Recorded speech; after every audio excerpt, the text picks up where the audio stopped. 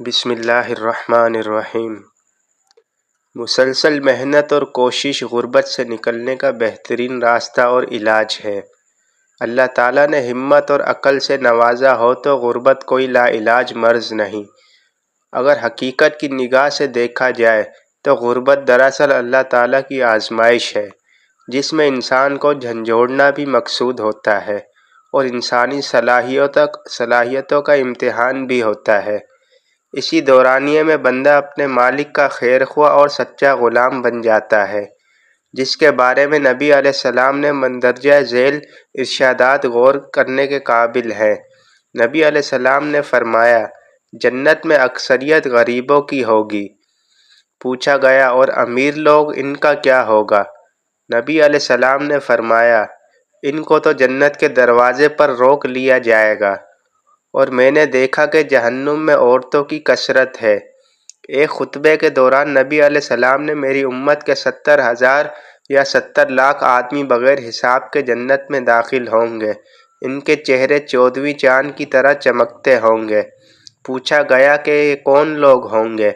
آپ صلی اللہ علیہ وسلم نے فرمایا، یہ وہ لوگ ہوں گے جو اللہ کو خالص پوجتے ہوں گے، اسی پر بھروسہ کرتے ہوں گے، شگون نہ لیتے ہوں گے، فعال جادو ٹونے نہیں کرتے ہوں گے۔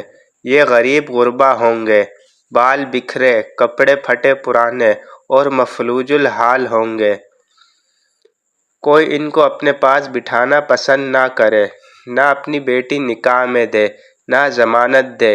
ایک شخص عکاشہ بن محصن نے عرض کیا، یا رسول اللہ صلی اللہ علیہ وسلم، دعا کیجیے اللہ تعالیٰ مجھے بھی ان لوگوں میں سے کرے۔ آپ نے دعا کی اور خوش ہو کر فرمایا، عکاشہ کے حق میں دعا قبول ہوئی۔ ایک اور شخص نے کہا، میرے لیے بھی دعا کریں۔ آپ نے فرمایا، بس ایک ہی کے لیے دعا قبول ہوئی۔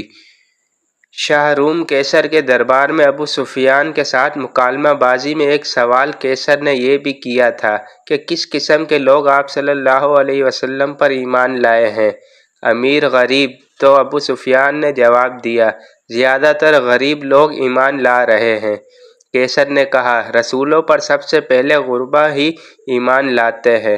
غریبی کی حالت اللہ تعالیٰ کی طرف سے آزمائش بھی ہے اور راہ حق پر آنے کا رستہ بھی۔